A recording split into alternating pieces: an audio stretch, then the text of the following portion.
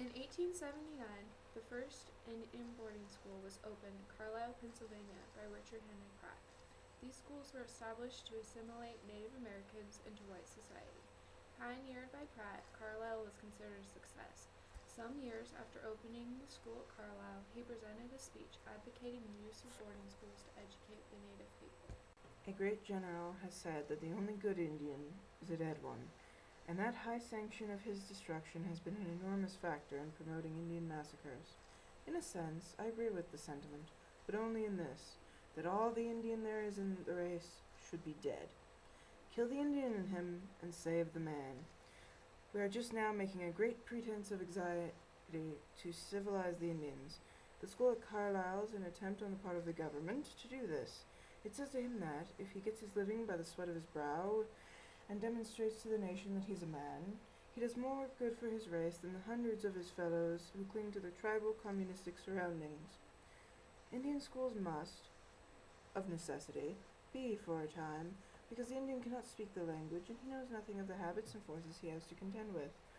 But the highest purpose of the Indian schools ought to be only to prepare the young Indian to enter the public and other schools of the country. When we cease to teach the Indian that he is less than a man, then the Indian will quickly demonstrate that he himself will solve the question of what to do with the Indian.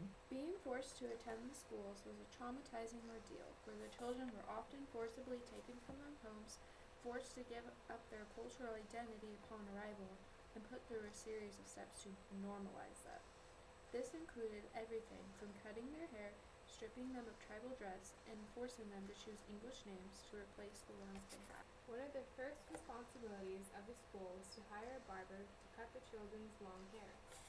For Lakota, the cutting of hair was symbolic of mourning, and there was much wailing and lamenting, which lasted into the night.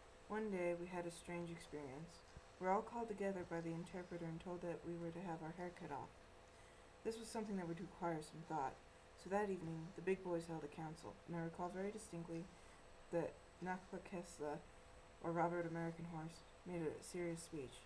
Said he, "If I am to learn the ways of the white people, I can do it just as well with my hair on." In spite of this meeting, a few days later we saw some white men come inside the school grounds carrying big chairs. The interpreter told us that these were the men who had come to cut our hair.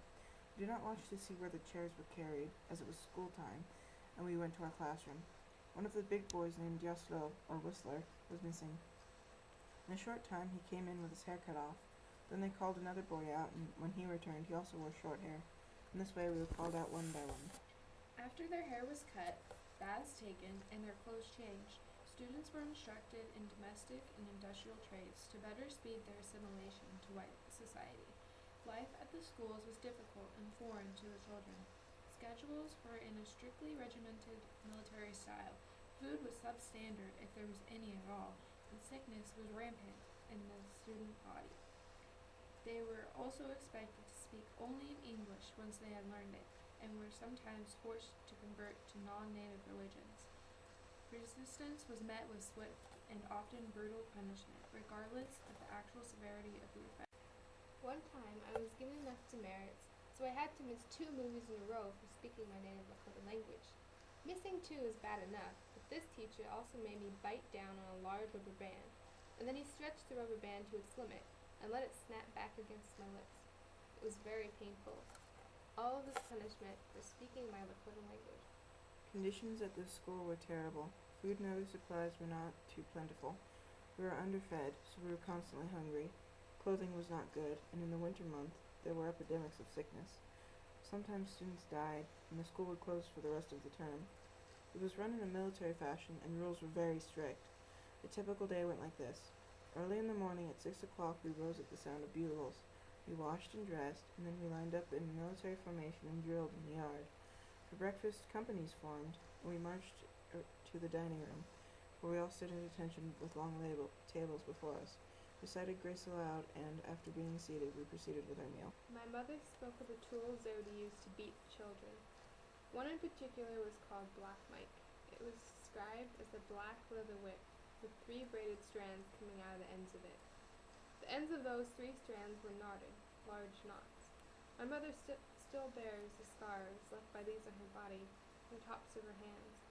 My mother spoke of priests and nuns with disdain and utter hatred. She described a time when a particular priest would take many of the little girls out on long walks in the woods, away from the school. The priest would then catch some of the girls and sexually violate, molest, and tell all of them that if they spoke of it to anyone, he would kill them all.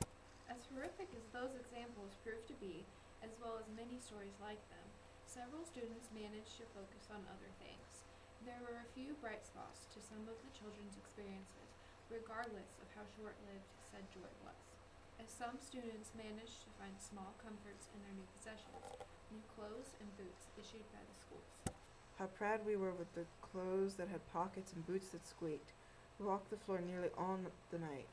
Many of the boys even went to bed with their clothes all on, but in the morning, the boys who had taken off their pants had a most terrible time. They did not know whether they were to button up in the front or the back. Some of the boys said the open part went in the front. Others said, no, it goes in the back. There is where the boys who kept all their clothes on came in handy to look at. They showed the others that the pants buttoned up in the front, not the back. After students graduated from the schools, they were left with little understanding of their own culture and peoples. Feelings of alienation were common, returning home to reservations with no concept of how to act in the culture that they had been stripped from. I remember coming home, and my grandma asked me to talk Indian to her, and I said, "Grandma, I don't understand you." She said then, "Who are you?" I told her my name was Billy. "Your name's not Billy. Your name's Taram," she told me. And I went, "That's not what they told me." Memories and experiences from the schools followed the students long after graduation, haunting them for the rest of their lives. This manifested largely in the form of post-traumatic stress disorder and other psychological issues. David, my uncle, also had many unspeakable things happen to him. Uncle David made it very clear that Black Mike was also a very big part of his life in boarding schools. My uncle's voice wavered as he told me that when he was 7 years old, a particular priest was prone to pulling all the prettiest boys and girls aside for special walks in the woods to play.